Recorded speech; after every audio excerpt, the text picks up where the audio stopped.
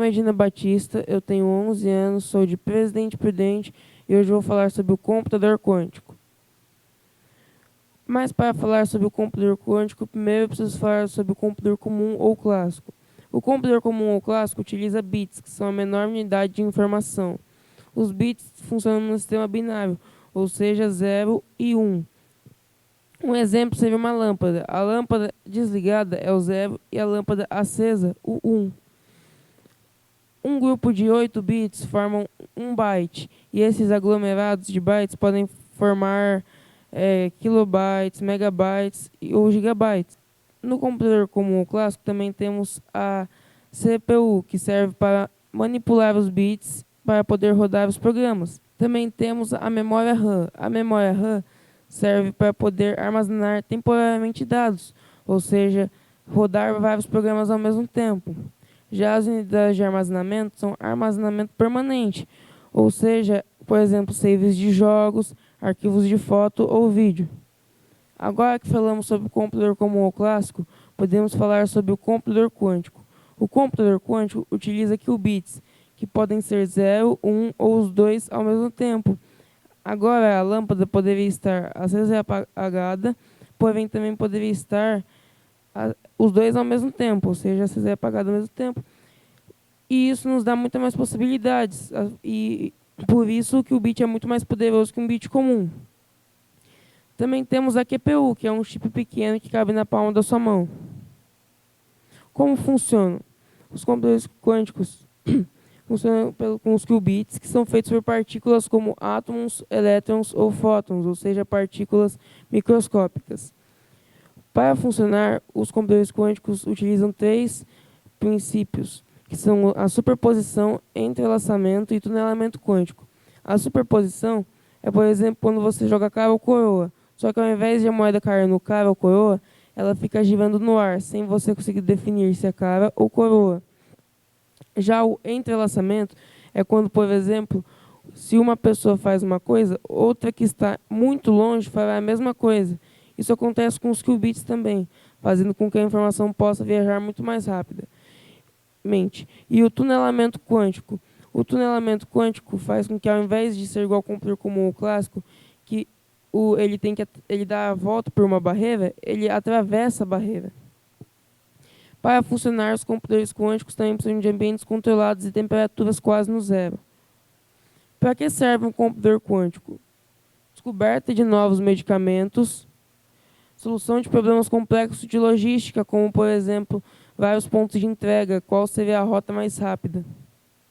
Criação de materiais mais eficientes, segurança digital, eles podem quebrar ou fortalecer a criptografia, e eles também servem para a realização de cálculos matemáticos. Quem inventou? O computador quântico não tem um inventor definido, mas uma série de pesquisadores que contribuíram para seu desenvolvimento. Em 1981, Richard Feynman realizou a utilização de fenômenos quânticos para sistemas computacionais. Em 1985, David DeWitt criou o computador quântico universal, utilizando os princípios fundamentais da computação quântica moderna. Em 1994, Peter Shor introduziu o algoritmo quântico de Shor, que era um algoritmo que permitia a fatoração de números muito grandes ou complexos. Em 1998, Isaac Schwang, Neil Gershenfeld e Mark Kubinek criaram o primeiro computador quântico com 2 qubits. Aqui temos uma imagem desse primeiro computador quântico com 2 qubits. Hoje em dia já existem computadores quânticos com mais de 6.000 qubits. Agora mostrarei alguns modelos de computador quântico. Em 2011 foi lançado o The Wave. Ele foi comprado pela foi comprado pela NASA e pelo Google. Ele é muito bom em resolver labirintos e coisas difíceis e ele foi o primeiro computador quântico vendido. Íons presos. O íons preso utiliza átomos presos por lasers, que são esses pontos azuis que vocês veem na imagem. Eles são muito precisos como relógios atômicos e empresas como a IonKey trabalham no desenvolvimento desse tipo de computador quântico. Os supercondutores. Eles já foram desenvolvidos pela IBM e pelo Google. O IBM Key, em 2016, foi um computador quântico que qualquer pessoa pode acessá-lo na internet através da nuvem. E em 2019, a Google lançou o Google Sycamore, que é um computador quântico que resolveu em 200 segundos uma conta que levaria milhares de anos. Aqui acima temos o IBM Key e o chip do Google Sycamore. Agora eu vou falar sobre os computadores de luz ou fótons. Eles têm um diferencial, que é que eles funcionam em temperaturas ambientes, não necessitando de regulação de temperatura. Eles utilizam as partículas de luz, que são os fótons, e empresas como a Xanadu estão desenvolvendo esse tipo de computador quântico. A Xanadu está desenvolvendo um computador quântico desse tipo chamado Aurora.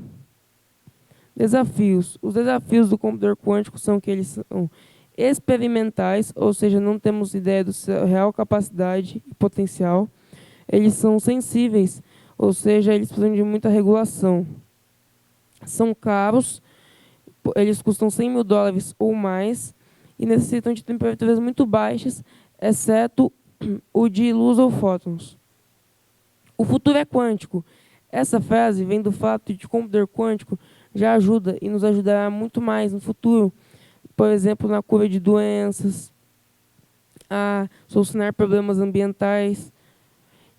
Mas, porém, o computador quântico não substituirá o computador comum ou clássico que você tem em casa, porque o computador comum ou clássico ele serve para as tarefas do dia a dia, enquanto o computador quântico serve apenas para tarefas específicas. Aqui estão as referências. Muito obrigado a todos.